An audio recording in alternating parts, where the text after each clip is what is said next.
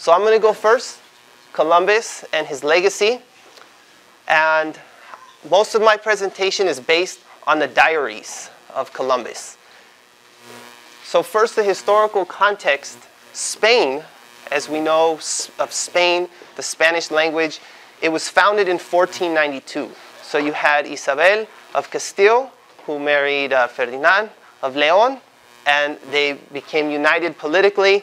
They actually spoke two different languages at the time, Castellano or Castilian, and Leonese. And then they became united over time to go along with the political unity. The first Spanish language grammar book was written in the same year, 1492, and they had defeated the Moors, the Arabic-speaking Islamic civilization that had been in the Iberian Peninsula for about 7 centuries. And with their victory, they expelled the Jews and the Moors, and then with it came the whole worldview of the Inquisition, intolerance of anything different from their own ideas, the white supremacy that we're still seeing celebrated today. Next. So if you really want to understand who Columbus was, what he was doing in this part of the world, look at page 1 of his diary. And I left it in the original Castilian, which is, or pre-Castilian. This was written in 1492. In the name of our Lord Jesus Christ, because being very Christian and very high, your powerful excellencies, the king and queen of Las Españas, the Spains, because bear in mind, they didn't think of Spain as a political unit at this time, and of the islands of the sea. My lords, in this year 1492, and this is literally the first sentence of his diary. Next. Since your highnesses have ended the war against the Moors that used to rule Europe, and I saw the Moorish king come out of the doors of the city of Alhambra and kiss the hands of your highnesses. Next. And then he continues, this is still the first page. Your highnesses, as Catholic Christians and lovers of the sacred Christian faith and spreaders of this religion and enemies of the sect of Muhammad and all idolatry and heresy, you thought of sending me, Cristobal Colon, or Christopher Columbus, to said parts of India in order to see those princes. Next. And the peoples, and the lands, and to have free disposition or enjoyment, ownership of them, and everything, and in such a way as to convert these people to our sacred faith. Next. Therefore, having expelled all Jews from your kingdoms and lordships, in this same month of January, your highnesses sent me with sufficient armory to go to these parts of India. Next. And they had great mercy on me. They made me noble in this task, and they made me a don, and they made me the admiral of the ocean sea and the viceroy and governor in perpetuity of all the islands and mainlands that I may discover and take ownership from here on out. And this position will be passed on to my oldest son forevermore. And here we have an engraving. It's kind of grainy of some of the tortures that happened. They put Taino people in groups of 13 on these structures, and they burned them alive to represent Jesus and the 12 disciples. Next. And so, as he's saying in the first page of his diary, it's in the same month of January of the new year, 1492, and they feel that they're still at war. And so they feel it's necessary to send people out to gain new territories. And the first day of contact with Columbus and the Taínos was the first day that Taínos were enslaved. The first day that indigenous people from this continent were enslaved by Europeans. Next. And he's saying in this first week of contact, they should be good servants and intelligent. And I say, and I see that they quickly repeat whatever I tell them, and I think that they would very easily be made Christians, as it seems that they did not have any religion of their own. Next. And I, pleasing your lordship, will bring upon my time of departure 6 of these people.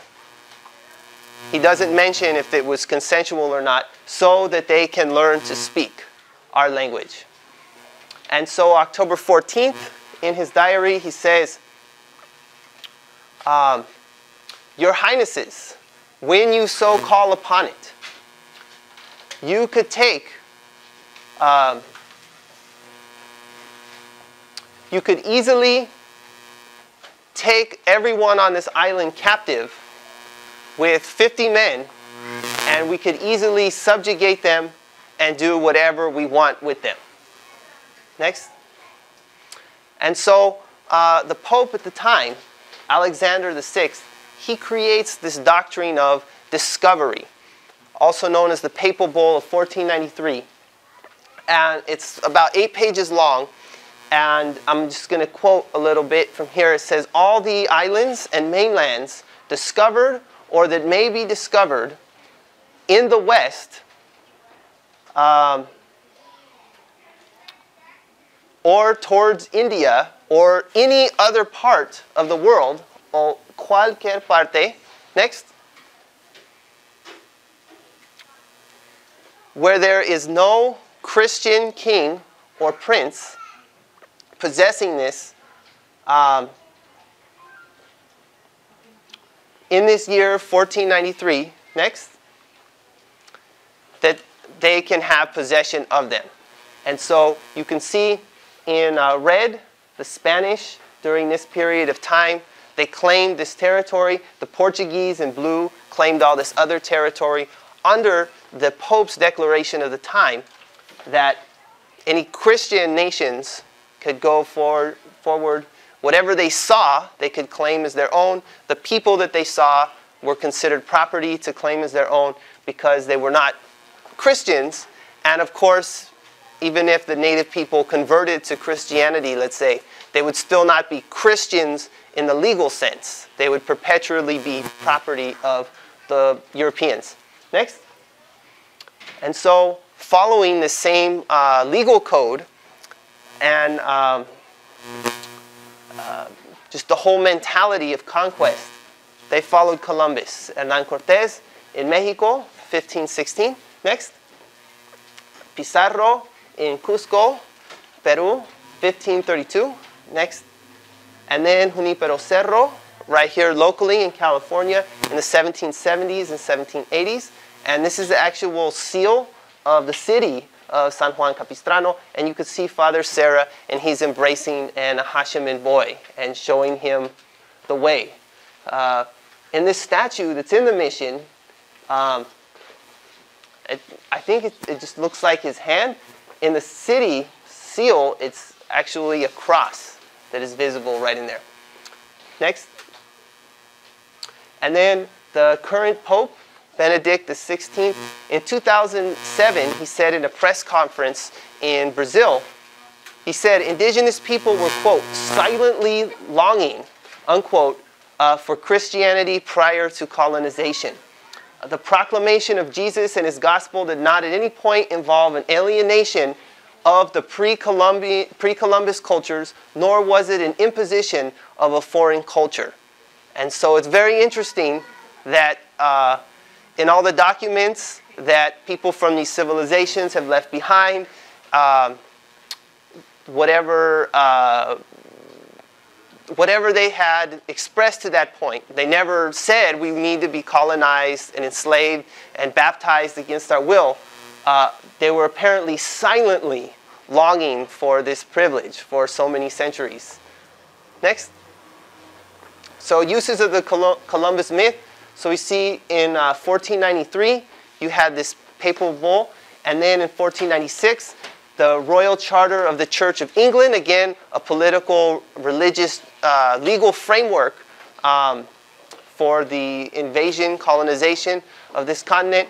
And then in 1823, in the U.S. courts, Johnson versus McIntosh, there was a ruling that upheld the doctrine of discovery. And then that decision today, in 2010, is still being used to displace Native communities in the United States. And then there are certain rogue states in the world who have not signed the Declaration on the Rights of Indigenous Peoples, including United States, Canada, Australia, and New Zealand, making them rogue states. Next. Oh, by the way, every other country in the world has signed this charter. And so now we have El Día de la Raza, or Columbus Day. And in the time of the American Revolution, there was a poem, The Vision of Columbus. And they named the new capital the District of Columbia, after Columbus. And they were looking for a new identity of European settlers in this continent. Next. And then during the 1880s and 1890s, we had the first Columbus Day parades and Columbus Day celebrations. And ironically, they were mostly Italian communities who had been discriminated by the Anglos in American society, who reclaimed Columbus as an Italian hero or forefather. Even though his Italian roots are questionable, since he was from Genoa, and then also his family really didn't have any records in Genoa. A lot of people suspect he was actually Spanish. He was probably from Jewish descent and had to leave Spain because of the persecution against Jews, and then he claimed he was Genovese. However, it's interesting, he wrote his diaries, and he also wrote another book called the Book of Prophecies, which is his biblical interpretation of the world, of the universe, essentially. However, the Book of Prophecies was written in Latin later on in his life, and then his diaries were written in Spanish. And there's no document that we have that was actually written in Italian or Genovese that was attributed to Columbus. Next. So coming up on the 500th anniversary, the quincentenary, there was this whole commission in the U.S. Congress to have a celebration. And it's very ironic. The definition of a jubilee, it was called the Jubilee Commission, is a season of celebration. And it also comes from the root of a year of emancipation and restoration provided by ancient Hebrew law, to be kept every 50 years by the emancipation of Hebrew slaves and restoration of alienated lands to their former owners. The height of irony that the Jubilee is actually a celebration of the reverse, the continuing dispossession, the continuing enslavement of native peoples by Europeans. Next. And so this myth of discovering an ancient civilization establishes the doctrine of discovery, which legally extinguishes what is called the aboriginal title to indigenous lands, and it symbolically founds the myth of white supremacy among European settlers in the Western Hemisphere. Next. And so therefore, this is an invitation to all to participate in this movement to free ourselves from the legal as well as symbolic colonization known as the legacy of Columbus.